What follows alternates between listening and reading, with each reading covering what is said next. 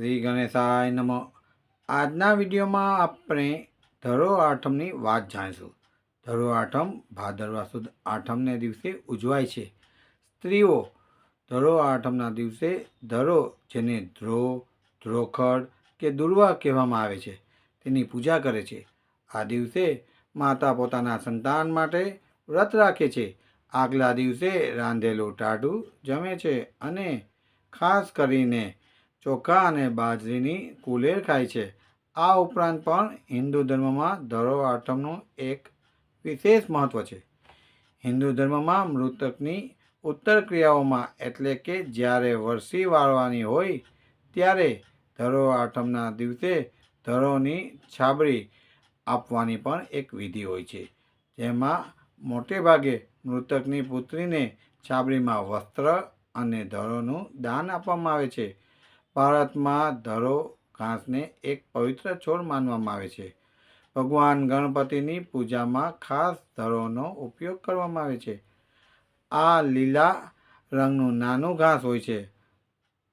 આ ઘાસનો ઉપયોગ આયુર્વેદમાં એક પારંપરિક જડીબુટ્ટી તરીકે કરવામાં આવે છે, જેનું આયુર્વેદમાં તેના ઔષધીય ગુણોના કારણે બહુ મહત્વ છે. ધરો ઘાસના સ્વાસ્થ્ય લાભ માટે ઘણા ઔષધિઓ ઉપયોગી છે. તે એસિડિટીમાં, રોગપ્રતિકાર શક્તિ વધારવા, બ્લડ શુગર કંટ્રોલ કરવા, સ્ત્રીઓના બાળક ન થવા માટે જવાબદાર પીસીઓડી નામની બીમારીને ઠીક કરવા, તેમજ પીરિયડની સમસ્યાઓ અને કબજિયાત ઠીક કરવા અને આંખોનું સંક્રમણ રોકવા માટે ખૂબ જ ઉપયોગી છે. વિવિધ પુરાણોમાં દુર્વાની મહત્તાનું તેમજ તેના દ્વારા થતી પૂજા વિધિની મહત્તાનું વર્ણન મળે છે. ત્યારે ધર્મ સિંધુમાં દુર્વાનો ઉલ્લેખ અમૃત જન્મ તરીકે કરવામાં આવે છે. એટલે કે દુર્વાનો જન્મ વાસ્તવમાં તો અમૃતમાંથી થયો હોવાનું મનાય છે. ચાલો જાણીએ આ પવિત્ર ધરો એટલે કે દુર્વા ઘાસની ઉત્પત્તિ કેવી રીતે થઈ. અમૃતની પ્રાપ્તિ અર્થે દેવો દાનવો વચ્ચે થયેલા સમુદ્ર મંથનની કથા આપણે જાણીએ છીએ. પ્રચલિત માન્યતા અનુસાર સમુદ્ર મંથન સમયે સૌથી અંતમાં અમૃતનું પ્રાગટ્ય થયું. આ અમૃત માટે દેવતાઓ અને દાનવો વચ્ચે ઘર્ષણ થયું. કહે છે કે ત્યારે અમૃતના થોડાક ટીપા જમીન પર પડ્યા અને તેમાંથી જ દુર્વા ઘાસની ઉત્પત્તિ થઈ. અન્ય એક કથા અનુસાર સમુદ્ર મંથન સમયે એક સમય એવો આવ્યો કે જ્યારે દેવતાઓ અને દાનવો બંને ખૂબ જ થાકી ગયા. કહે છે કે ત્યારે શ્રી હરિ વિષ્ણુ સ્વયં મંદરાચલને તેમના સાથળ પર મૂકીને સમુદ્ર મંથન કરવા લાગ્યા. મંદરાચલ પર્વતના ઘર્ષણને લીધે પ્રભુના રોમ એટલે કે રૂવાડા સમુદ્રમાં પડ્યા. ક્ષીરસાગરમાંથી આ રોમ કિનારે પહોંચ્યા અને પછી તે જ રોમ દુર્વા ઘાસમાં પરિવર્તન થઈ ગયા. માન્યતા એવી છે કે સમુદ્ર મંથનમાં અંતમાં જ્યારે અમૃતની પ્રાપ્તિ થઈ ત્યારે અમૃત કળશ સર્વપ્રથમ તે જ દુર્વા પર રાખવામાં આવ્યો હતો. તે કળશમાંથી કેટલાક ટીપા દુર્વા પર પડ્યા અને તેને લીધે દુર્વા પણ અમૃત તુલ્ય થઈ ગઈ. અમૃત નામ ધરાવનારી દુર્વાને તો સ્વયં દેવતાઓ પણ વંદન કરે છે. સ્વયં શ્રી વિષ્ણુના જ રોમમાંથી પ્રગટ થઈ હોય. દેવતાઓમાં પણ તે અત્યંત પૂજનીય અને પવિત્ર છે. આ ધરોનું પૂજન ધરો આઠમના વ્રત દ્વારા કરવામાં આવે છે અને તેના પૂજન સાથે ધરતી માતાનું પણ પૂજન કરવામાં આવે છે. આ વ્રત ભાદરવા સુદ આઠમના દિવસે થાય છે. વ્રત કરનારે સવારે વહેલા ઉઠી સ્નાન કરી ધરાની પૂજા કરવી અને પ્રાર્થના કરવી કે ધરોની જેમ જ અમારા કુળનો વંશ વહેલો પણ વધે જ. આ દિવસે કોઈ પણ પ્રકારનું ઘાસ તોડવું ન જોઈએ.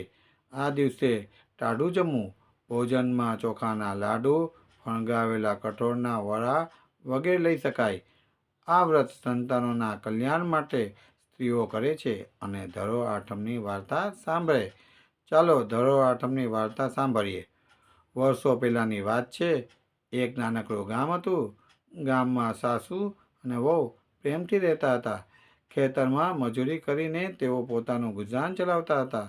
વહુ સાસુની આજ્ઞાનું પાલન કરતી હતી. સાસુ પણ વહુનું માન રાખતા હતા.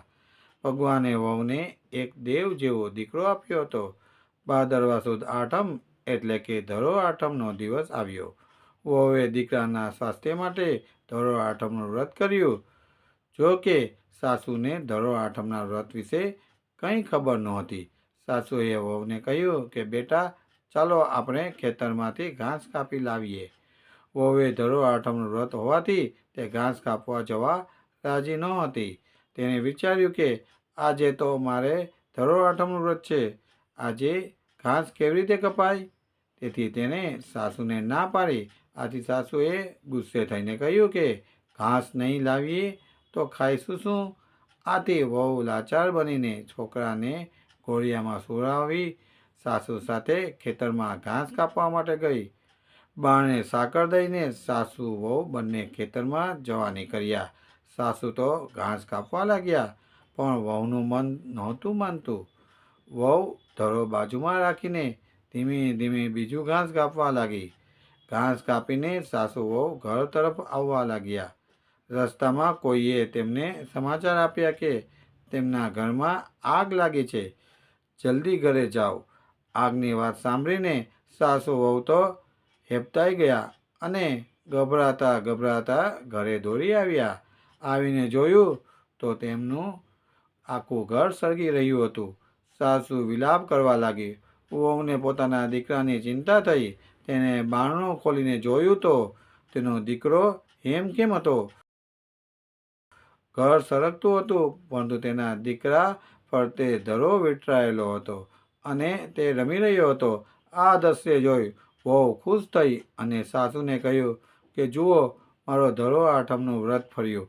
ધરો માએ મારા બાળકને બચાવી લીધું. સાસુ પણ આ જોઈ આશ્ચર્યમાં પડી ગઈ અને તેમણે પણ ધરો આઠમના દિવસે ઘાસ ન કાપવાનો નિર્ણય કર્યો. આવો આ વ્રતનો પ્રભાવ છે. એ ધરોમાં જેવી રીતે વહુને ફર્યા એવા સૌને ફરજો. જય શ્રી કૃષ્ણ.